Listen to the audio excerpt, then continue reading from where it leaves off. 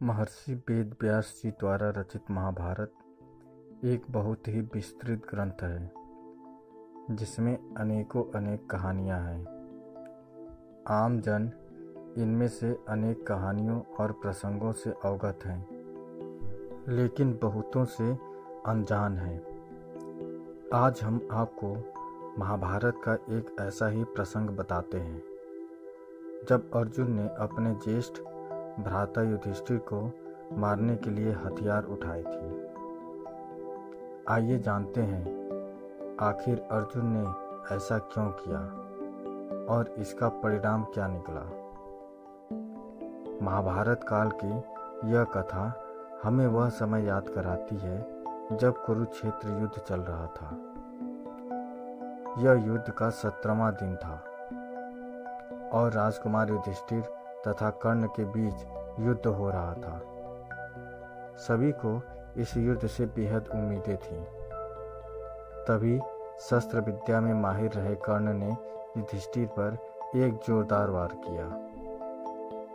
एक के बाद एक करके कर्ण के सभी वार युधिष्ठिर पर भारी पड़ते गए और वह बुरी तरह से घायल हो गए।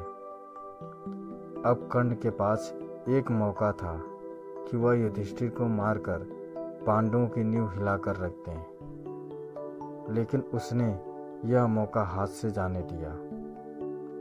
आखिर क्यों कर्ण ने युधिष्ठिर पर सिर्फ इसलिए वार नहीं किया क्योंकि उसने पांडवों की माता कुंती को यह वचन दिया था कि चाहे कुछ भी हो जाए वह उनके किसी भी पुत्र को जान से नहीं मारेगा।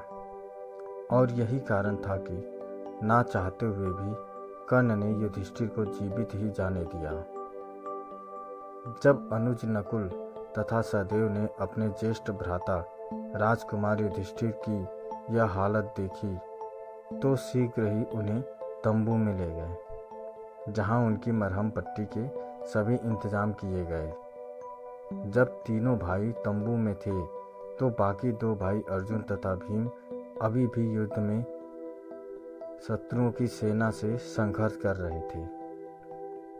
अचानक ही अर्जुन को राजकुमार युधिष्ठिर की अनुपस्थिति का एहसास हुआ और उन्होंने भीम से इस बारे में पूछताछ की। तब भीम ने बताया कि किस तरह से कर्ण तथा युधिष्ठिर के बीच हुए द्वंद्व युद्ध में भ्राता युधिष्ठिर घायल हो गए, जिसके बाद उन्हें विश्राम करने के लिए ले जाया गया है। तभी भीम ने अर्जुन से कहा कि वह शत्रुओं को अकेले ही संभाल लेंगे और अर्जुन से आग्रह किया कि वे भ्राता युधिष्ठिर के पास जाएं और उनके स्वास्थ्य का ब्यौरा लें। आज्ञानुसार राजकुमार अर्जुन उस तंबू की ओर चल दिए जहां युधिष्ठिर घायल अवस्था में पीड़ा से जूझ रहे थे। तंबू में लेटे हुए युधिष्ठिर ने अचानक ही अपने अनुज को अपनी ओर आते देखा। अर्जुन को देख उनकी खुशी का ठिकाना ना रहा। वह समझ गए कि हो ना हो अर्जुन युद्ध में कर्ण पर विजय प्राप्त कर उसके पास खुशखबरी लेकर आ रहे हैं। वह अंदर ही अंदर बेहद गर्व महसूस कर रहे थे कि उनकी इस हालत के लिए जिम्मेदार व्यक्ति को उनके अनुज ने दंड दे दिया है और अवश्य ही अर्जुन ने कर्ण को मार दिया होगा। लेकिन युधिष्ठिर सत्य से अनजान थे। तंबू में प्रवेश करते ही अर्जुन ने ज्येष्ठ भ्राता को प्रणाम किया और उनसे उनके स्वास्थ्य के बारे में पूछा। लेकिन इससे ज़्यादा तो युधिष्ठिर इस बात को सुनने के लिए ज़्यादा उत्तेजित हो रहे थे कि अर्जुन ने कर्ण को मारा या नहीं। लेकिन तभी राजकुमार अर्जुन द्वारा वहां आने का असली कारण व्यक्त किया गया।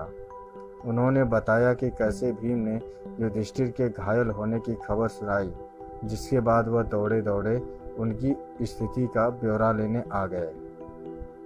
अर्जुन के मुख से सच्चाई सुनते ही युधिष्ठिर अपना आपा खो बैठे। वह सच उनकी भावनाओं को ठेस पहुंचा रहा था। उन्हें ऐसा महसूस हो रहा था मानो कोई उनके सम्मान को तीर के समान चीरता हुआ जा रहा हो। वह बेहद क्रोधित हो उठे और बोले, तुम यहाँ केवल मेरे घावों के बारे में पूछने आए हो या फिर उन्हें और कुरेदने आए हो? तुम किस प्रकार के अनुज हो जो अब तक अपने ज्येष्ठ भ्राता के अपमान का बदला नहीं ले सके? युधिष्ठिर के इन कटु वचनों को सुनकर अर्जुन बेहद शर्मिंदा महसूस कर रहे थे, लेकिन युधिष्ठिर का क्रोध शांत नहीं हो रहा था। वे आगे बोले, यदि तुम मेरे लिए इतना भी करने में असमर्थ हो तो तुम्हारे इस गांडीव अस्त्र का कोई लाभ नहीं। उतार कर फेंक दो इसे। अपने प्रिय गांडीव अस्त्र की निंदा सुनते ही अर्जुन के मुख पर निराशा वाले भाव पल में ही क्रोध के साथ बदल गए। वह संसार में किसी से भी किसी भी प्रकार की निंदा सुन सकते थे, लेकिन उनके गांडीव के बारे में कोई भी अपशब्द बोले यह उन्हें बर्दाश्त नहीं था।